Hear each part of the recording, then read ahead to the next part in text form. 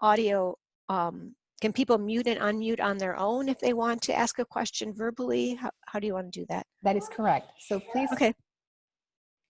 keep your microphones muted unless you need to ask a question, or you can ask a question through the chat. Okay, great. So that'll be wonderful. And then there's a lot of resources in that handout. That's why I wanted to be sure that you had it. Links to resources that you can refer to after today's event. And then, as Ina said, you have access to the recording as well. So my name is Beth Daly, and it's great to be back. I had a chance to work with maybe some of you a little bit earlier in the spring. There's a little bit about my background there and what it looks like in the Upper Peninsula of Michigan, where I live. So it's great to be introducing you to Core 5 and to Power Up. And so the pre-work information, you had a chance, those of you who were able to do that, you had a chance to look at the scope and sequence for Core 5 and for Power Up, as well as to explore the student program a little bit. And we're going to talk about these pieces a little bit today as well. And really kind of examine that student online experience. There were some great questions that you asked about auto placement. We're going to talk about that pre-assessment. How do students get started? Where do they start? Great questions. And then some really good questions about how much time should they be working. So we'll talk definitely about that, as well as looking at the kind of data that you're going to have so that you can monitor the students' progress as they're working at home, as well as not only just some best practices, but also along the way for virtual learning and at-home use, but also some good resources as well. So after today, I will also at the end review some things that you might want to continue to do and I've listed here, spending a little bit more time exploring those instructional resources and links that you're going to see, as well as participate if you would like in additional professional learning. And I'll show you where you can access that if you're interested as well. So you all have this handout, so that's great. I put it in the chat, and if you just arrived, I will add the link again just so that you can see that. Okay, so the handout not only is our agenda for today, but also provides some steps for additional work that you may want to do beyond today. Two of the, if you look at your handout, you're going to see that you have access to a variety of materials. So, and there are links to these resources, the professional, so if you look under open materials, step number 2 there on your handout, it'll say Core 5. So if you're going to be working in summer school with students in grades PK through 5th grade, then you're going to want to kind of start thinking about using Core 5. And if you're going to be working with students in 6th grade and beyond, then you're going to want to be thinking and really focusing on the Power Up program. So the materials that are links to these materials that are in your handout are for the professional learning guide in Core 5, as well as this detailed scope and sequence. So if you had a chance to walk through those Nearpod activities, you may have opened this detailed scope and sequence and taken a deeper look at that. So those are two. Go ahead. Sorry, just a quick question. When we have entering 6th graders who just finished 5th grade, do you recommend they do Core 5? Do you recommend they do Power Up? Which would be the best way to go?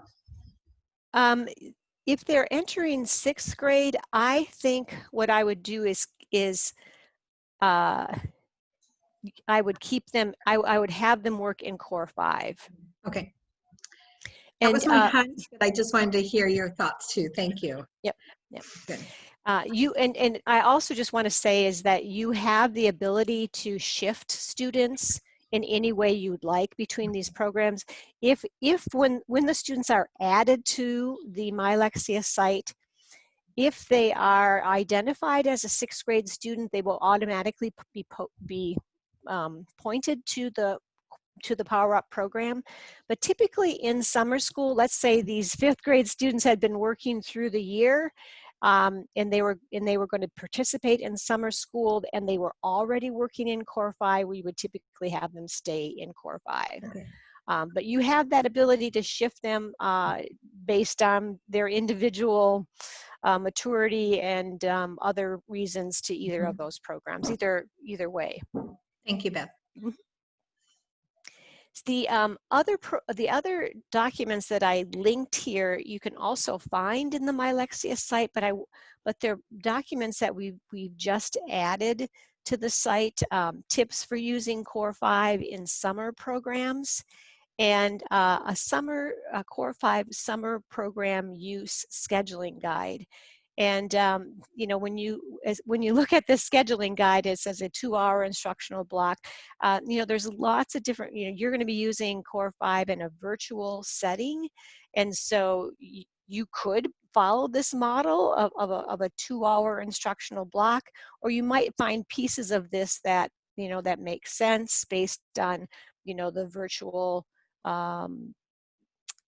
experience that you're going to be designing for your students. But it's kind of some interesting ways to think about how you might have students work independently as well as in small groups and things like that. So even though they're working virtually, you still may want to set up a more specific schedule for them. And in for those of you who are working with Power Up, there is a professional learning guide as well. And the very detailed scope and sequence for Power Up is at the back of that guide. So, so if you wanted to reference that scope and sequence, you'll find that at the back of that Power Up learning guide. And then using Lexia Power Up Literacy at Home, that link is in your handout as well. So I wanted you to have those.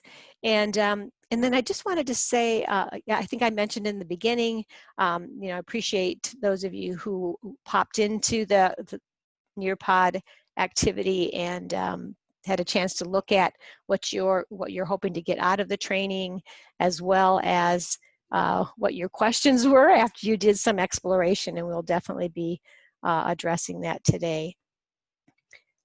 I am curious to know, I'm guessing which program that, I'm wondering in the audience, which program you anticipate using during the summer. And what I'd like to know, especially because I think we may have more Core 5 than Power Up. So, but if you would indicate what program you think you're going to be using, because if everyone's going to be using Core 5, then I will focus on that program. So I'm watching okay, we've got a Power Up, good.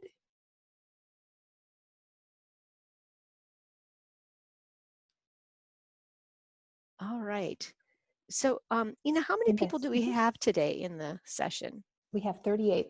And also keep in mind that the summer program is offered to students entering 1st grade all the way through entering 8th grade. So we have a combination of both, and it all depends on, the number of students will vary depending on the site. Okay, good. It looks like we have kind of what I thought, a mix of both, and with a heavier use in Core 5, but good, thanks. All right, So with Core 5 and Power Up, you have, we've designed the program to use, both programs to use in a blended learning model.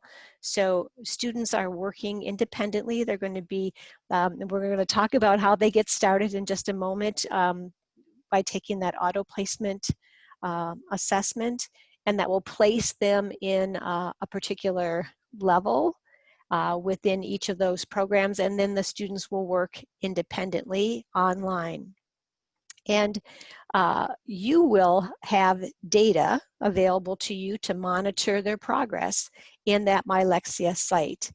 And then an equally important element of the program is your instruction with the students. So you're going to be able to use the data that you're going to have from students working online to see where are they at, how much time are they working, what kind of progress are they making, and are there areas where they may be struggling and where your teacher-led instruction is going to be important. The other part of this blended learning model is, in this third element, is that the teacher-led instruction along with independent application. So once students have started to master levels within each of those programs, then the software is also going to identify materials for students to use to practice those concepts, to really hone their skills that they've developed online. So both of those teacher-led instruction, that independent application, is are important elements of that blended learning model. So what I want to do next is review the scope and sequence as well as the auto placement for both of the programs.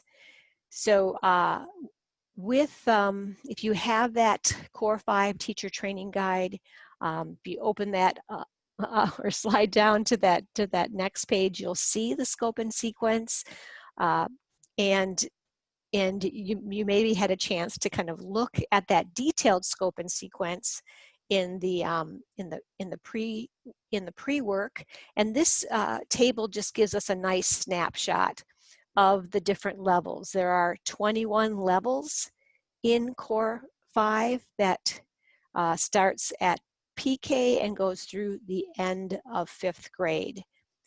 Each of those levels is divided into 6 different reading activities. So you have phonological awareness, phonics, structural analysis, automaticity and fluency, vocabulary, and comprehension. And so when a student is the first time they log in, they experience an auto placement activity that places them in one of these levels. So that auto placement activity, the very first time the student logs in, will give them some word recognition and comprehension questions.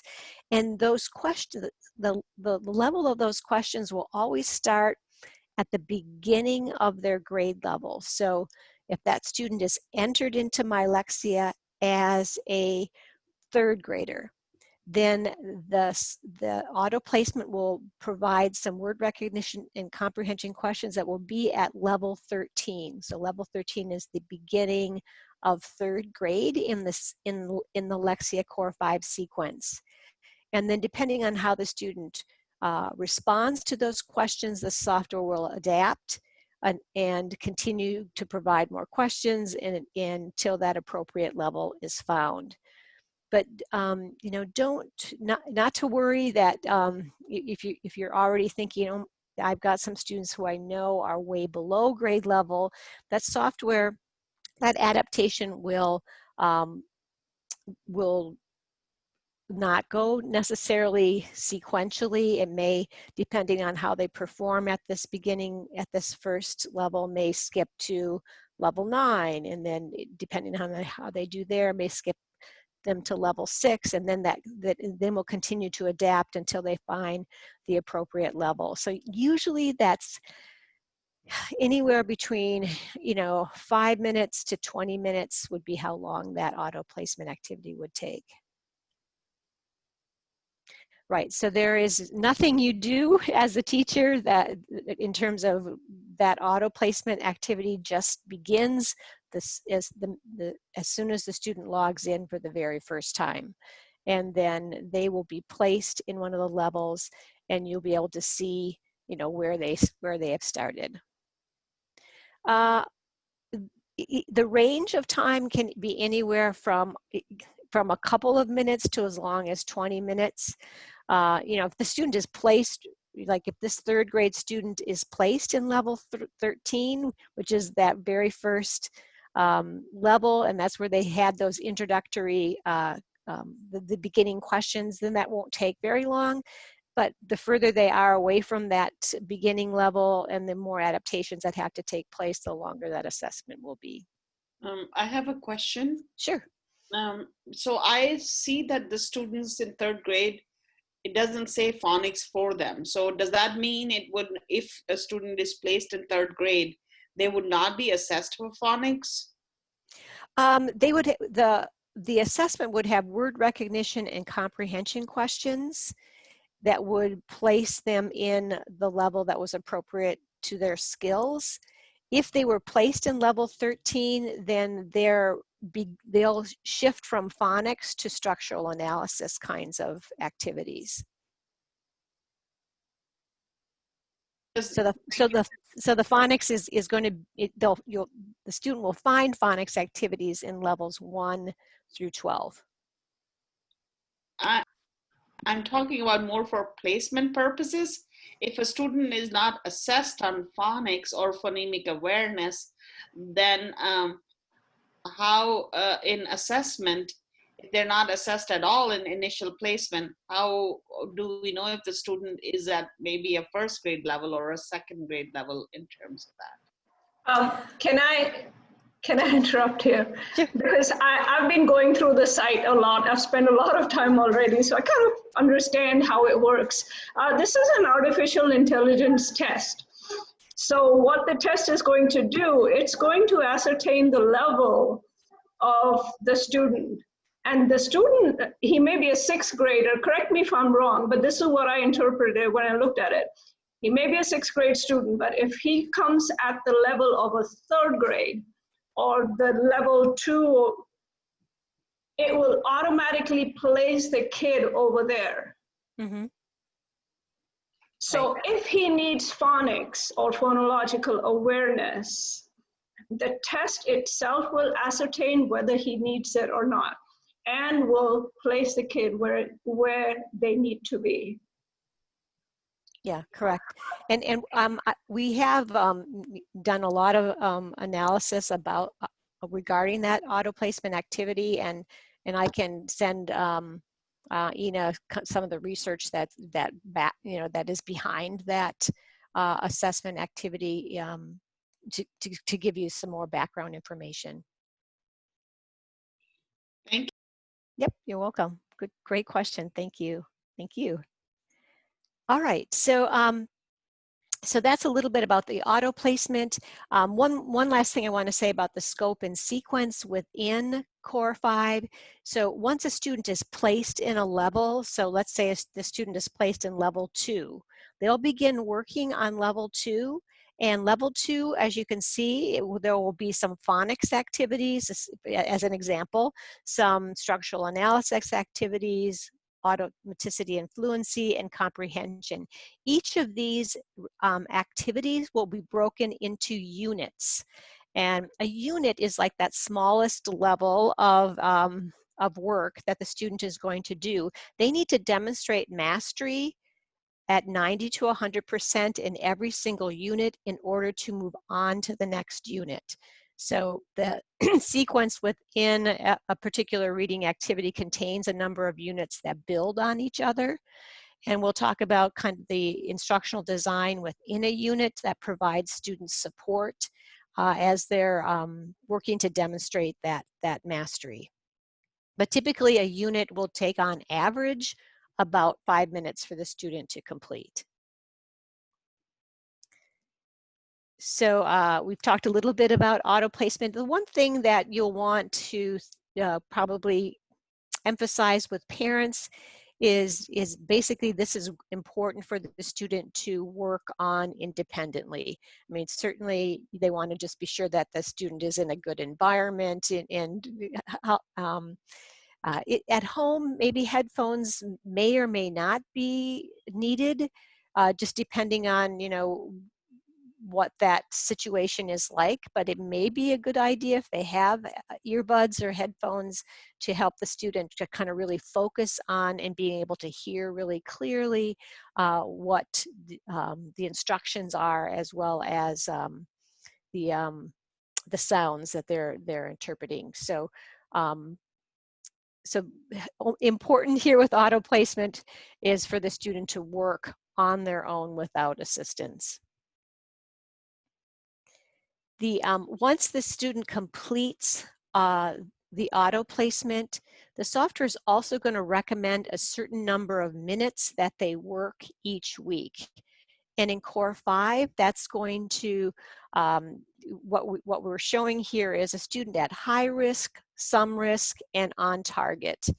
And so I think you're identifying students probably already who are in need of extra help. They're probably going to end up, they probably are people that you anticipate being below grade level. They may more likely fall initially in this high risk area. So if you've got a kindergarten through third grade student, that software is going to recommend that they work 60 minutes a week. And if you have a fourth or a fifth grade student, 80 minutes a week. And when you're thinking about those times, that's really thinking about multiple opportunities during the week to be working online versus a big chunk of time. So thinking, helping the families think about a schedule where the student is working, you know, 3 or 4 times a week for a short amount of time, so they can really focus and on that instruction and then move off the computer to something else.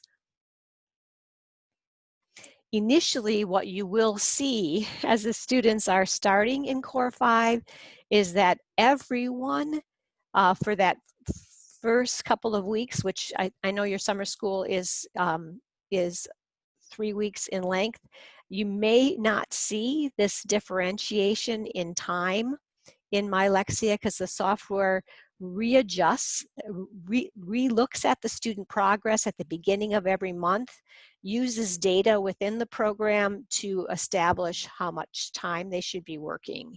So initially, because the software, and I mean like the first 3 weeks, is probably going to be, say, 40 minutes because there hasn't been enough data yet in the program to adjust that time. And that happens typically at the beginning of every month. So it's likely that you will see a 40-minute amount of time. You may want to, knowing that this is, you know, that these are the targeted number of minutes and the length of your summer school, you may want to put together schedules that are have a little bit longer amounts of time working online. Let's shift a little bit to Power Up. If you've opened that Power Up training guide, this should be on page 5. And Power Up is designed a little differently because what we're looking at here is a program that is designed for adolescent learners. So they may be adolescent learners that still have some basic skills to develop, but the activities and the reading, the different passages that they're going to read are really geared to an adolescent learner, even if an adolescent learner is working on some fundamental skills. So, so you're going to see, you know, in Power Up, similar content, but yet organized in a different way. And one way that we organize Power Up is by strand. So we have a word study strand, a grammar strand, and a comprehension strand. We're going to talk about auto placement, but it kind of fits here at the same time, because what the auto placement with Power Up does is assesses the student in each of these strands independently. And so a student may be placed in a different level for word study, grammar, and comprehension based on where their skills are for that particular strand. The word study strand really focuses on concepts that are typically mastered by the end of 5th grade. So phonological awareness, phonics, structural analysis, spelling, morphology, all fit in that word study bucket. In grammar, these concepts, are concepts that can even extend into 8th grade. Parts of speech, sentence structure, compound and complex sentences, and then reading comprehension, those are skills that are typically can be anywhere from 2nd through 8th grade. So we're really kind of focusing on strategies to apply to authentic and engaging texts that they'll be working with.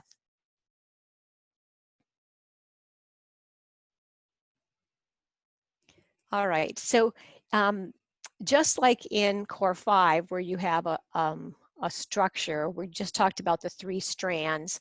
What we've done, and I said that students are placed in a level. So within each of those strands are a variety of different, are a certain number of levels. So when they take that auto placement, they're placed in a level in word study, grammar, and comprehension. We organize those levels by zones just so that you can get a sense of if they're in level 4 in word study. That's actually kind of in a fundamental zone, so those are typically K through 2 skills.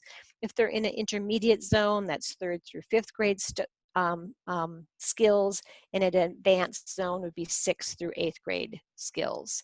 So you're going to see zones to give you just a sense of what general skill areas they're working in.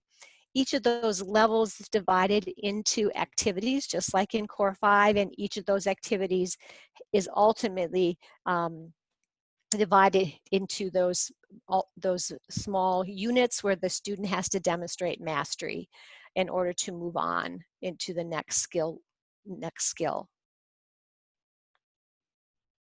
So remember I said that they're assessed separately in all 3 of these areas.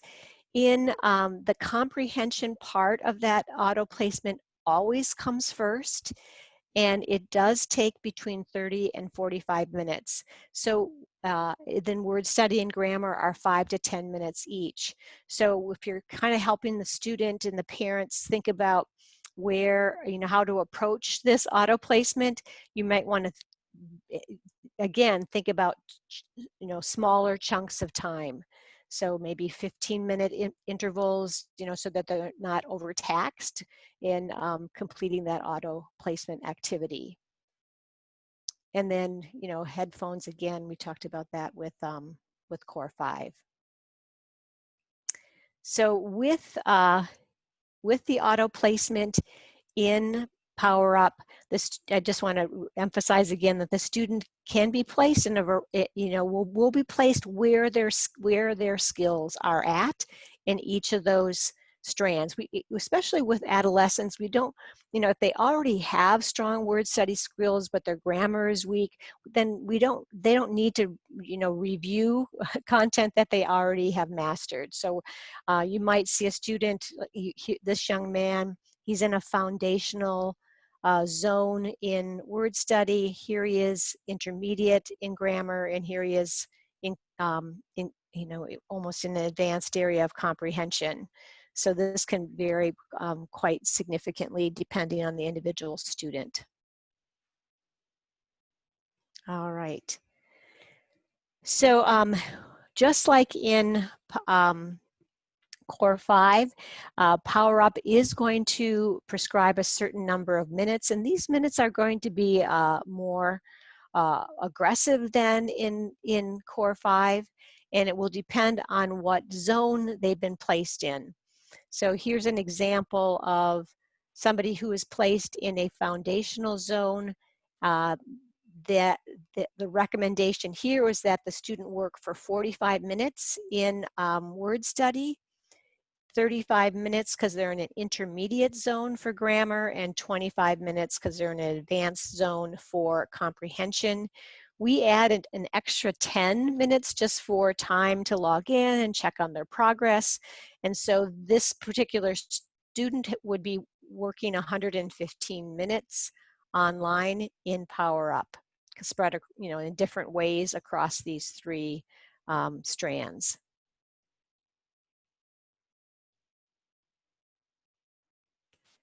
Okay, I'm assuming, you're taking care of the chat and you'll let me know if there's something in there. Yes, Right? we'll do. Okay, okay, good. So I don't see any questions about the auto placement for either of these programs. So I'm assuming this is making sense, and we can move along. I want you to be, and maybe you can give me an idea. I'm just kind of curious if has anyone, let me know if you have had, if you would like to explore the student program today, because I know maybe some of you had a chance to do that either just prior to the training through that Nearpod activity, or maybe in other experiences. So let me know if you'd like to experiment with the student program today. I'm seeing some yes pleases. Okay, okay, good. All right, so we're going to definitely do that. So before we explore the student program, I want you to think about how the program is designed so you can actually explore with these ideas in mind. So, so let's just talk about Core 5 for a second. And remember I said that the student is working, they're placed in a level, they're working across those reading activities and as they complete units. So this is what's happening in that unit. The student is always going to start, now we're talking about Core 5, in the standard step. And then they will experience some activities, and you can kind of see that example here on my screen. And this is a concept that they know and are familiar with, and they're able to demonstrate mastery at 90 to 100%, they move right on to the next unit. But let's say they're struggling on this concept, the software will move them to a guided practice step where they have fewer distractors, and then they'll get a chance to kind of practice that activity in that more focused situation. If they're demonstrating that they understand this concept, in guided practice, software moves them right back to standard so that they can demonstrate mastery at 90 to 100% and move on. And if though in guided practice the student is struggling, the software will move them to this direct instruction step where they get explicit teaching and very focused practice on that concept.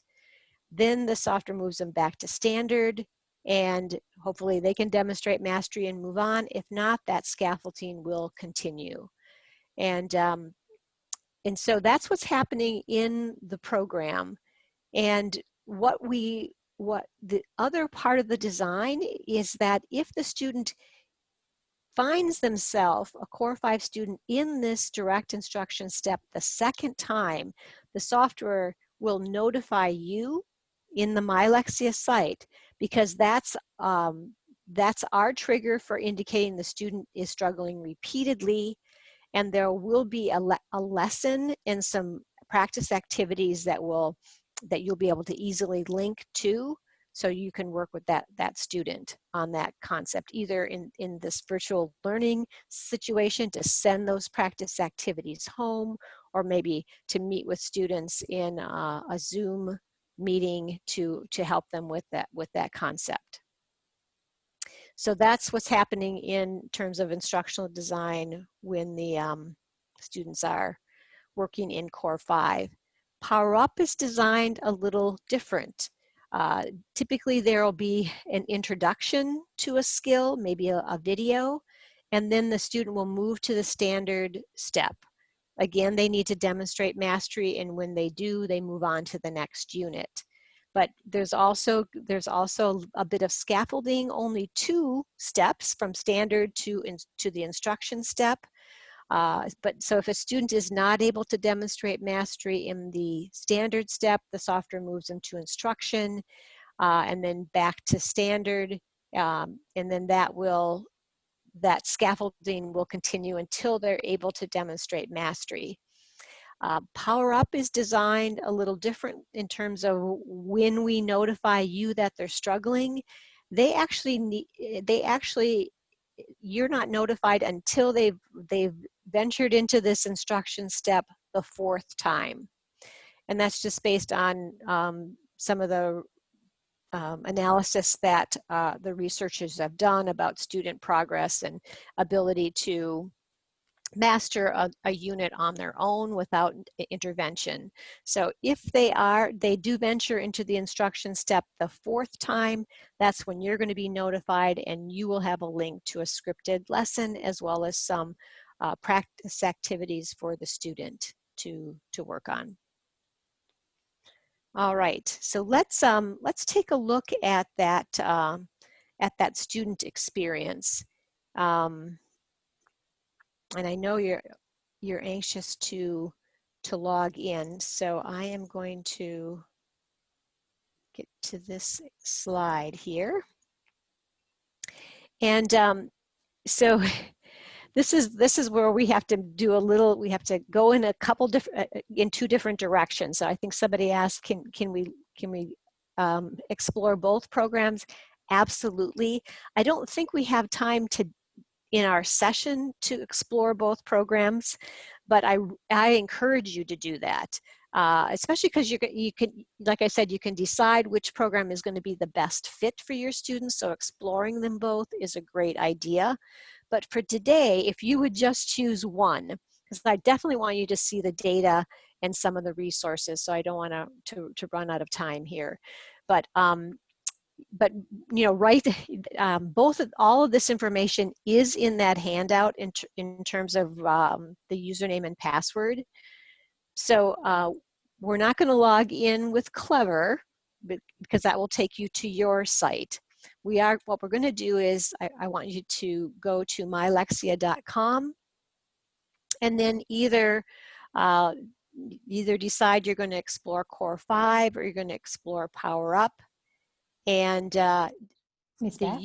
Yes. I'm so sorry to interrupt you. Let's just emphasize that we are going to that website, just like you said, and using those, the login information, both of them that you have there posted on this presentation. Mm-hmm. Their accounts will be set up and completed later on, and we'll notify you about it.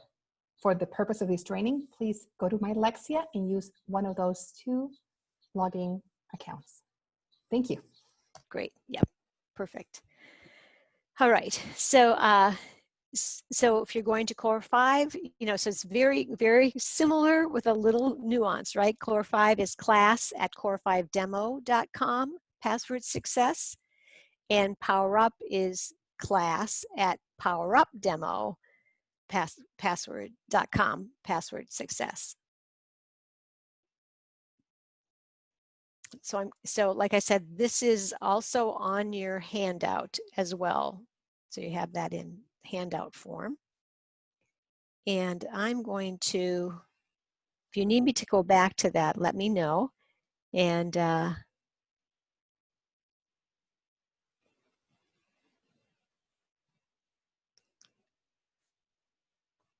am going to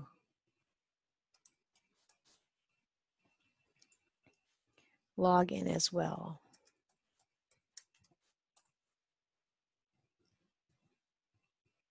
All right, so hopefully if you need more time, please pop into chat and just say,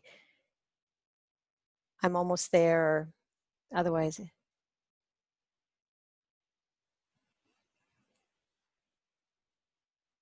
All right, so you're going to mylexia.com, great, and I think you've got it. So once you are in the MyLexia site, what I want you to do is to look on the left-hand side, and you're going to see some different tabs: reading, on my screen it says assessment, resources, manage, archive. What I want you to do is find the tab that says resources. So in this case, it's the third one, but it might be the second one for you. And then it's asking me to sign in. Yep. So when you get to mylexia.com, you're going to see this login screen, and it's going to ask you to put in an email address. So if you're using Core 5, you're going to use class@core5demo.com. If you're going to explore Power Up, you're going to use class@powerupdemo.com. And then the password for both, then after you put in that email, then click Next, that Next button, and then it'll prompt you for a, all right, perfect, for a password. All right, so we're in the resources area. So you clicked on resources, and what we're going to, what we have is a column of resources for Core 5, a column of resources for Power Up. And at the bottom of each of these columns is a link that says student program. Now what you're going to be able to do by clicking on this student program link is you're going to have access to the student program in what we call the educator mode, which gives you the ability to move around the program in a way that students cannot do. So I'm going to log into the student program for Core 5. And then it's going to ask you for your email address again. The password is success. Yep, thank you. And so what you're going to do is use that same combination, class@core5demo.com, and the password is success. And when you are logged in with your credentials to your school's MyLexia site, you can just, there'll be a link here that says log in with Clever, and boom, you're into the student programs. But we're in the demo site, so we're going to log in with the demo credentials. Okay, great. So then I'm just going to click log in. It's going to say, is this your name? And you're going to say yes.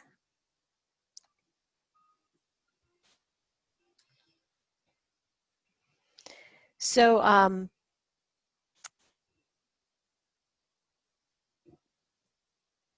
right, great, thanks. And so what I wanted to what I'm going to try to do is a little, because I can't log into both programs at the same time either.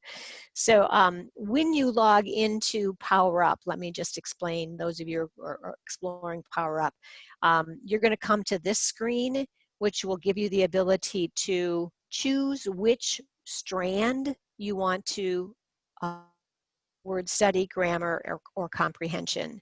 And so you want to choose one of those strands, and then you want to, then you're going to need to choose a level. So you're going to see a colorful tile, and as you slide down, you'll see all of the levels within the strand that you chose, and then you'll select that particular, any level that you're interested in, and then you'll see the activities. And then you can choose any of the activities, and then you'll also see the units. So you may want to start in Unit 1 and kind of move through the program that way. So that's kind of a little bit of what you're going to see in Power Up. For those of you who are who logged into Core 5. So you Power Up people, go in there and explore around. For those of you in Core 5, you're seeing these 21 levels. You're maybe already ahead of me. You're going to choose one of these levels by just clicking on the word or the picture.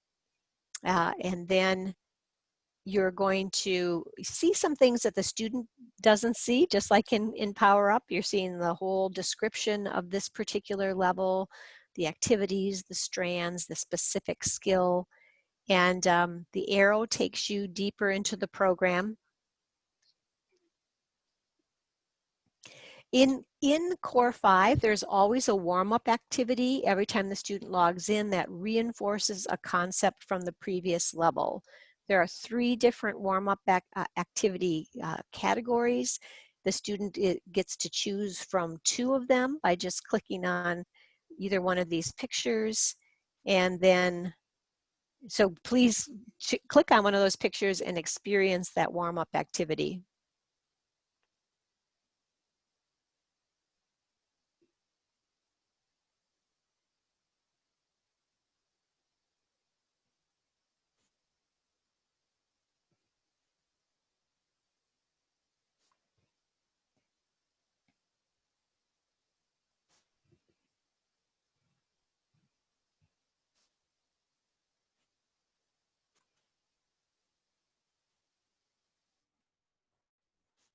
So it's a 40-second warm-up activity. Like I said, this is just reinforcing a concept from the previous level, and it just helps build automaticity by practicing, so, reviewing a concept they already know. Ms. Beth, can you review how we can get to that point again? One of our participants would like to know. To the warm-up? Yes, correct. Yes. So when the first time that they, when you're in the educator mode, when you choose a level, so if I choose any level and I hit this, then I hit this arrow, then the warm-up activity will automatically start. For a student, when they log in, they will be able to see, I'll show you the dashboard they're going to see a little bit later, but they will then come to this warm-up activity. When you're in the educator mode, you can always skip some of these pieces by using the arrows. So if you're like, oh, I don't need to review the warm-up activity, but I want to look at something else, then just use those arrows to move through that warm-up. Once you've finished the warm-up, you're going to hear some intro, if you're in core intro music, to that particular level that you're in.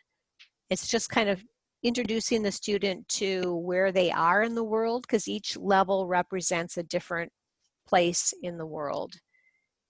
And these are going to be some of the same characters that they'll see in the activities and units. So level 5 is the Scottish Cliffs. And that intro music only is shared with students when they start a new level as an introduction. In Core 5, this is what the students are going to see. It's the activity selection screen. So because the students have the ability to choose which reading activity they want to work in. In this case, these are the 5 reading activities in level 5. And they have access to the units in the first half. So in each of these reading activities, if you look around the perimeter of the picture, these segments represent the units. And when a student has completed it successfully, that segment colors in. And so if I choose simple word chains, I will now work on unit number 2 because I've already completed unit number 1.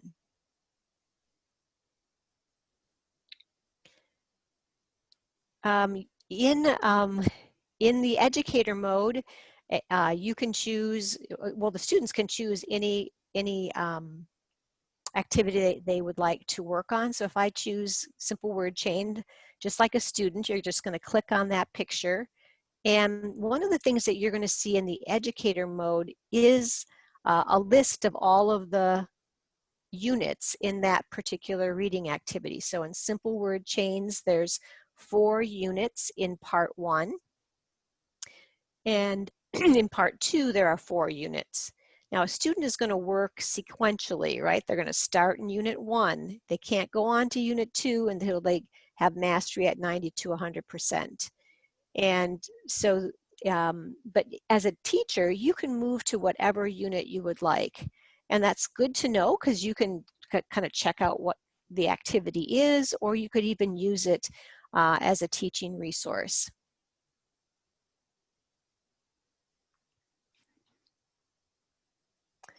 Now remember that the students are placed in a level based on the auto placement. So if based on auto placement, if I'm in level 5, then these are the reading activities I need to work through, and I need to demonstrate mastery of every unit at 90 to 100%. I hope that answers your question.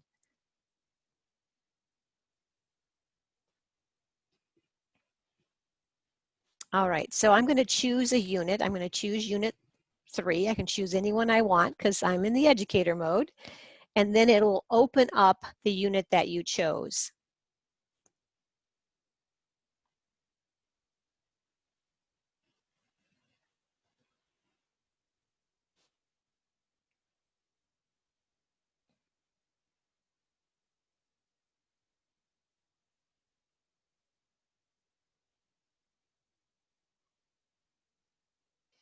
So I was just listening to the directions, and so now on my screen I'm looking at a unit, and what I'd like you to do is just take a couple of minutes, whether you're in Core 5 or Power Up, and work through some units, and definitely make mistakes so you see what happens in those steps of instructional branching. So why don't I give you a couple of minutes to do that.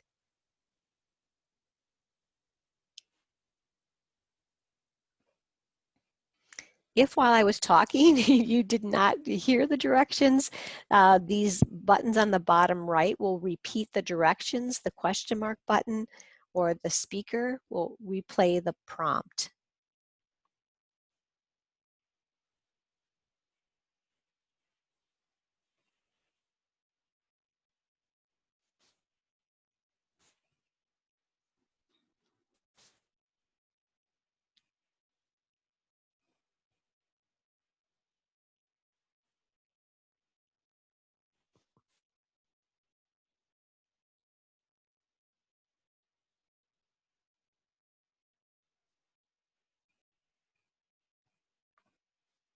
And definitely make some mistakes so you see what happens.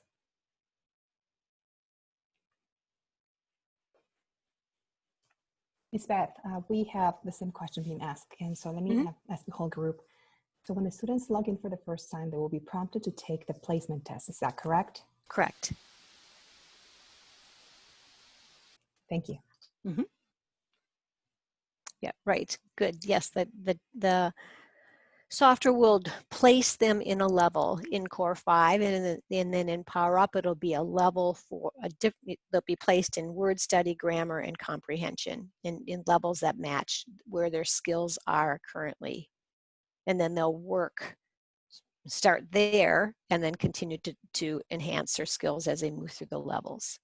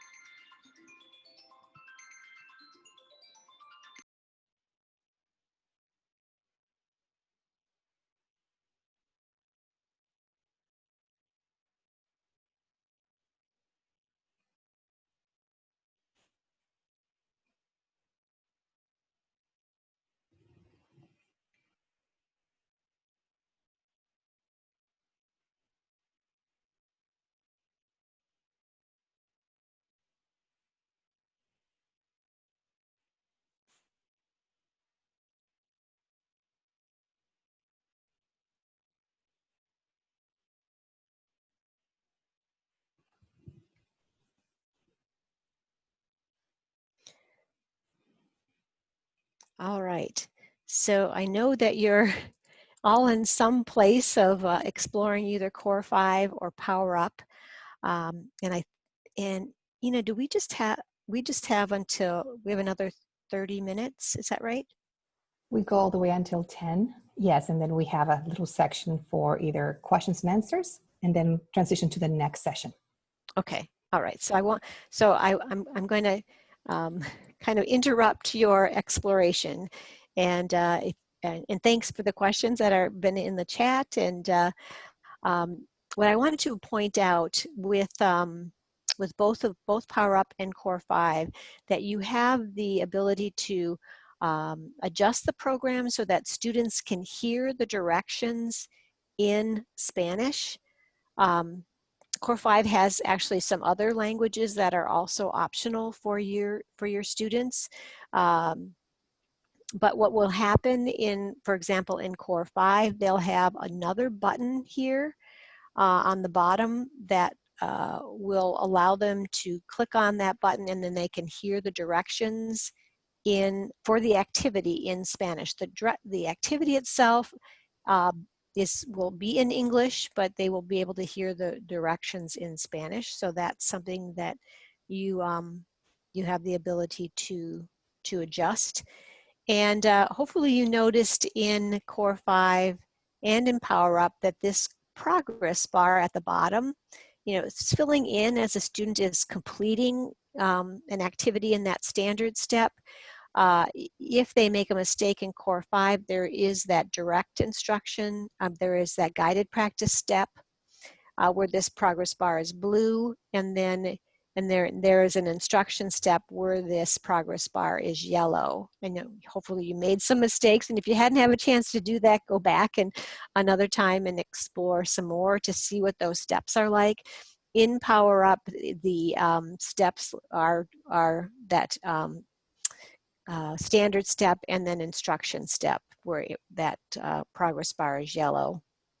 In Core 5, this apple symbol will turn red when the student has been in that instruction step the second time. So if you see a student that needs help, so the student has the ability to end a unit anytime they would like. And if they are in Core 5 and that apple symbol turns red, it may be a good time to move on to something else, so that there can be some time where you can meet with that student or provide some practice activities before they continue on. And what happens, when the apple symbol turns red, the student can still work in that activity, but sometimes continuing to work in an area where they are stuck may cause more frustration. So apple symbol turns red, usually a good time to hit this to exit out of that unit by clicking on the X up here, and then they would go back to that activity selection screen. Oh yes, I can show you the symbol. So when in Core 5, let's look at the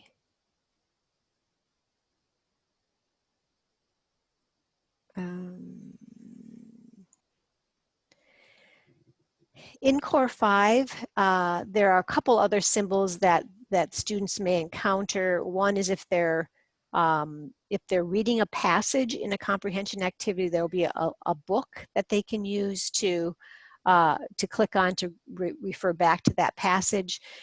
This symbol that's identified as letter D, this purple comment symbol, is the symbol they would click on to hear the instructions in Spanish. All right, so that's a little bit about the student program. I wanted to talk about, because this also addresses one of the questions that was asked prior to the training, is how can students and parents monitor student progress?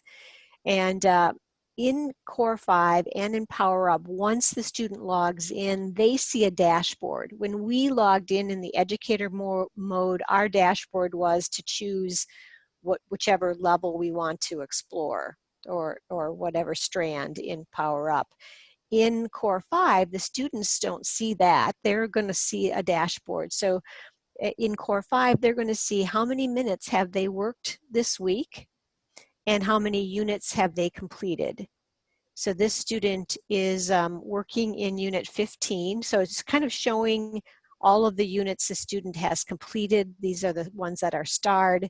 And then the units with numbers just show that they're the units they have left to complete. And kind of shows where they are in the world for where they're going to be going next. So that's what the student sees when they log into Core 5. So they get a sense of how many minutes have I been working and how many units have I completed. And then in Power Up, the students see a dashboard that looks like this. They can see, again, information about minutes, just like in Core 5. How many minutes have they worked? That's what this 18 here, and 9 and 13, and how many minutes they have left to meet their goal. There's also in Power Up a progress tile that gives the student a little bit more information. But before I go talk about the progress tile, the other thing that happens in Power Up is that we're trying to encourage students to work in the zone where they are the lowest or where they have had the least usage. And so there'll be a flashing lightning bolt, kind of like, pick me, choose me. I need extra work. But the progress tile gives the Power Up student the detailed information about what level they're working on in each of those strands, where they're at with the activities in that particular level. So they know, they get a sense of where they're at, what kind of progress they've made in each of those strands. They'll also get information on streaks. So every time a student gets, answers correct, they're encouraged to keep their streak going. So they'll get information about streaks last week, this week, and all time, how many levels they've completed, and their time.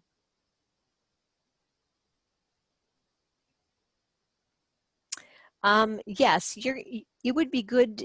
What I would encourage you to do is go back, log in, go back to My Lexia and click on the student program, either in Core 5 or Power Up or both, and choose a level, and then make mistakes, get a sense of what kinds of activities the students will be working on. So this is just a little bit more detail, the kind of that, your progress part of that. They get information on how they're doing in terms of minutes this week, today, this week, and all time by just clicking on this arrow. So they get a lot of great information. We've talked about the warm-up activity, the activity menu. If you are using an iPad, you do need to download the Core 5 or the Power Up app if it's not already on your iPad. And there's not a cost to do that, but you do need to you have to use the app on an iPad in order to run to experiment with Core 5 or Power Up. Beth, if I may say one more thing, please. The same rule applies to your students' iPads. While they might be using it through Clever, the applications still need to be downloaded to the students' iPads. So you will have to go to self-service, indicate the students to go to self-service and download it from there, in addition to going in through Clever. Great. Okay, we talked about the information apple and in the different features in Core 5. The student dashboard. Oh, when they log out, they also see, I'm sorry, when they log out, the student also sees the kind of progress they made that day. So if you want the parents to kind of monitor how the students are doing, they'll need to their way to monitor is to look at the student dashboard when the student logs in or logs out.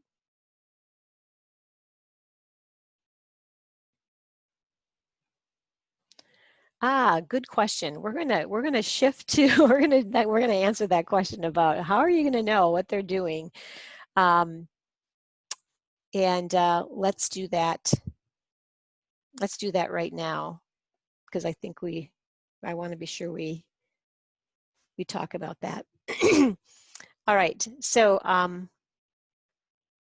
let's look at the kind of data that was. Thank you, Karamina, for that question. Let's go back to the My Lexia site, and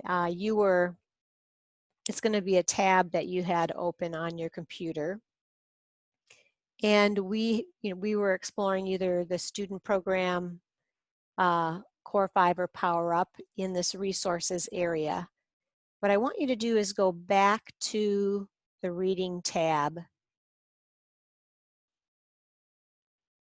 And what I'm going to do is I'm just going to shift back and forth between Core 5 and Power Up. So those of you who logged in to the Power Up demo site, what I want you, all of you, Core 5 or Power Up, go to the reading tab. And then what you're going to be seeing is data on a particular class. And I think everyone in Core 5 is seeing this Lemmer K overview.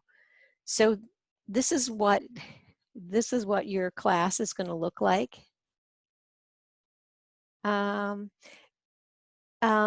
You may, if you are not logged into the demo site, if you are logged into your Roosevelt, if it says, instead of saying Lexia Demo District, if it says Roosevelt School District, then you are in your school site and then you will not see this data.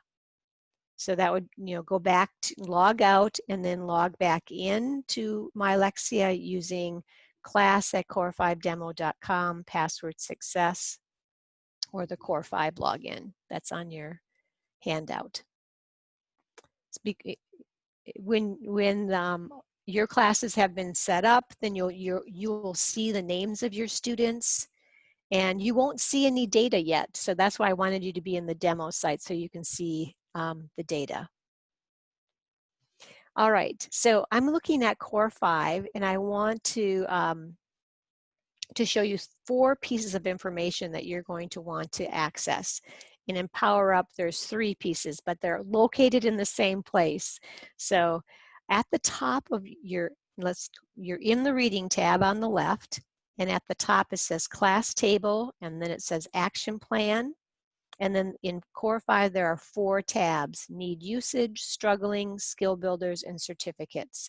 So those are the 4 key pieces of information you're going to want to pay attention to. So the software is taking data from this class table where there's more detail and just giving you some highlights. In this class, there are 4 students who have not met their target number of minutes.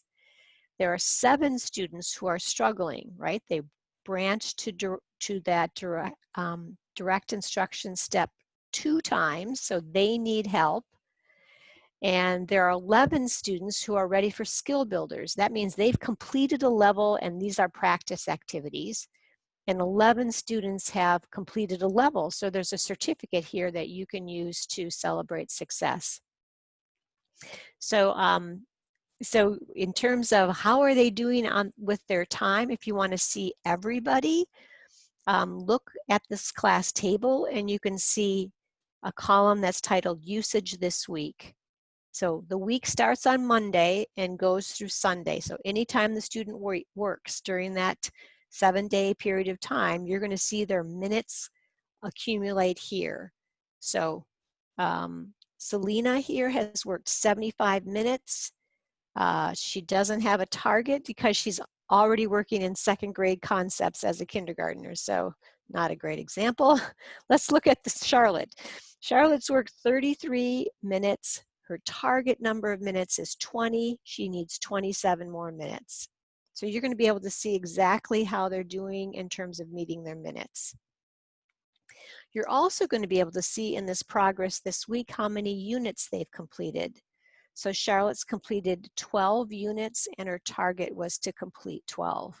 So she's doing really well.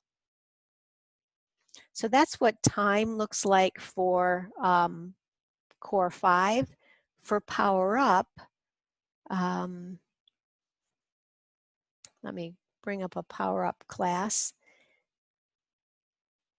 So Power Up, like I said, it is going to have 3 buttons in the action plan: need, usage, struggling, and skill builders. We don't automatically generate a certificate for the students who complete Power Up levels.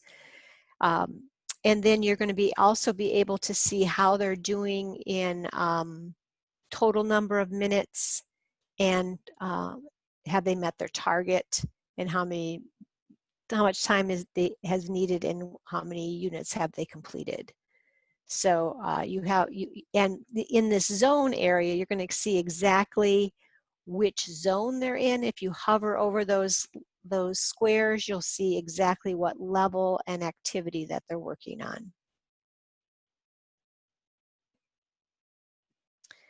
So if you only have 5 minutes and you want to check on how your students are doing, the best thing to do is to log into my Lexia.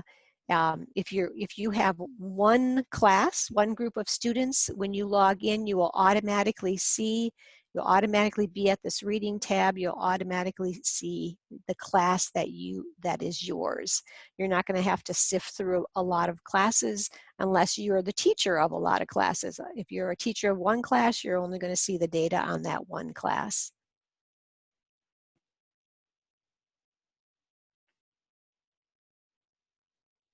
Yes, yes, great question about independent work.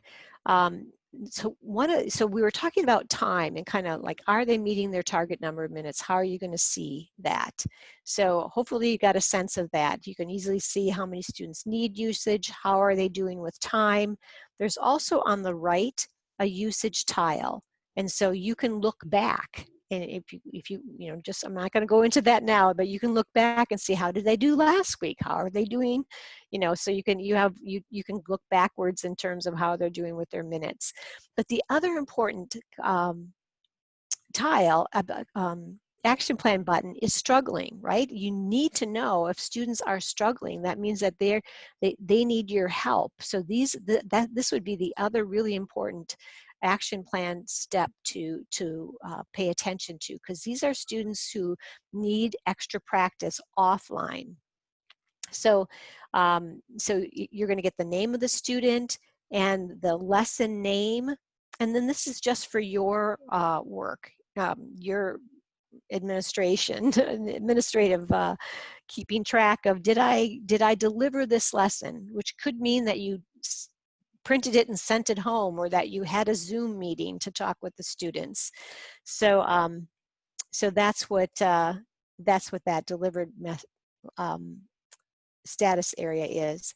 But if you want, like I said, that the software is going to link you to a lesson. So Archibald needs help with basic concepts. Treva needs help with beginning sounds. If I click on this link, it opens up a Lexia lesson. So here's a complete scripted lesson on beginning sounds. Sometimes in home instructions, in home virtual use, teachers may send this home to have the parent work with the student in that for that lesson. Other times that's not, that's not a method that would work, but you have a scripted lesson and you have some adaptations as well as some practice activities. So at the end of every lesson are some practice activities. So the student's name stays on this list until they go into the software and demonstrate mastery on that concept, and they're able to move on to the next unit. So anyone whose name is on this list means that they're they're struggling. Now, Glenn here, he's struggling on picturing words and rhyming. But so he can't move forward, right? He can't go to the next unit on those two activities, but he could be working in, one of the other three activities that he's not struggling with. So it's not like he's stuck, but he does need help in order to move on in rhyming and picturing keywords. Yes, great question. Before we talk about that you have access to all of the resources, let me just say one more thing, is that when a student completes a level, then their name will appear here. And then these skill builders, going back to the question about, more practice activities, these would be practice activities to continue to reinforce these skills. So Charlotte completed level 1. These are paper and pencil activities for Charlotte to practice those skills that were mastered in level 1. In the software, she's going to move on to level 2, but these are ways for Charlotte to practice and really hone those skills that were developed in level 1. So those could be sent home for independent practice. So I'm just going to go back to this class table. The one thing we didn't talk about are certificates. So if you want to celebrate success when students have completed a level in Core 5, a certificate is generated that you can easily print out and email home or mail home to celebrate success. Not delivered just means that it's just a way for you to keep track. This is totally up to you whether you want to use this toggle for you to keep track of whether you have either met with the student to provide that instruction or sent a practice activity home. Okay, so so these 4 buttons, those 4 key areas are really great data to pay attention to. The question about do we have access to all of these lessons and skill builders? Absolutely. In this resource section, in the column that says Core 5, or I'm in the Core 5 demo, so I'm not seeing Power Up, but you have a link to all of the Lexia lessons and all of the skill builders, as well as another set of resources called Lexia Connections. So I'm just going to open the Lexia lesson library link. So remember, I was in resources and then I clicked on Lexia lessons, and then that opened up the library. And this is where I can filter to go, to kind of hone in on what I want. So if maybe I'm working with, with kindergarten students, and I want to look at all of the Lexia lessons for those kindergarten levels 2 through 5. I can see all the lessons, or I can filter on, I just want lessons on phonics for kindergarten. So here are all the Lexia lessons on phonics. Or maybe I want all of the Lexia lessons in a particular level. So I've got students in level 3. Here are all of the Lexia lessons in level 3. And then once you're in the library, you need to select what you're looking for, and then you can open the lesson in different ways. Maybe you just want the reproducible part. You don't want the script. You just want all of those practice activities. Then you can kind of just open just the lessons that you want and just the practice activities. So you can send those home as well. All right, so we have like 4 minutes left, and so definitely explore the Lexia lessons and the skill builders in Core 5 and Power Up. And then in this Core 5 Resources Hub, we're still in resources, this Core 5 Resources Hub has a lot of other additional resources. We always change this landing page. Right now we're talking about tips for summer reading. Some new read at home activities is our brand new kind resources that we've put together. A summer reading bingo challenge, tips for summer program, remote considerations.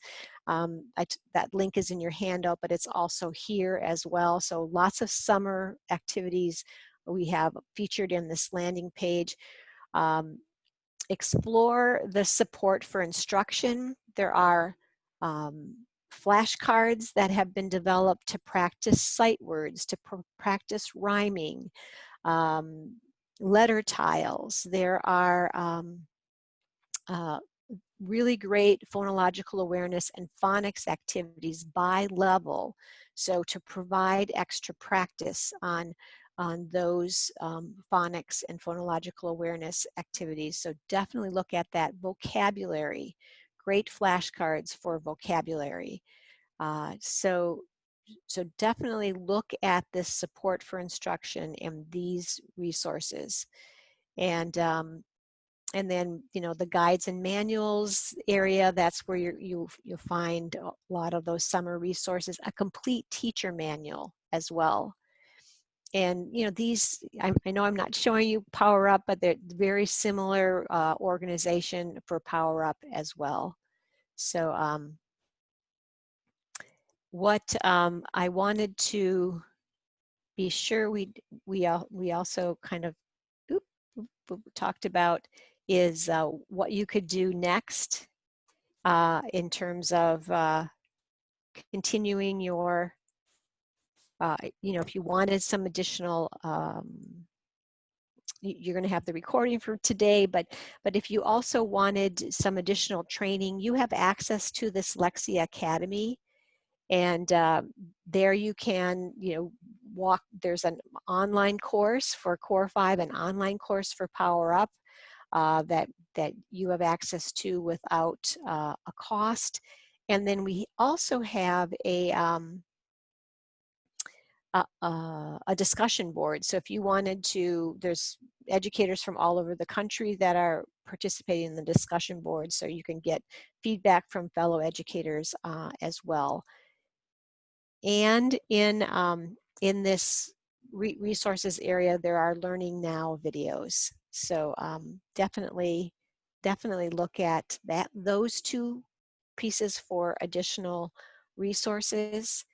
And then at the end of your training guide, I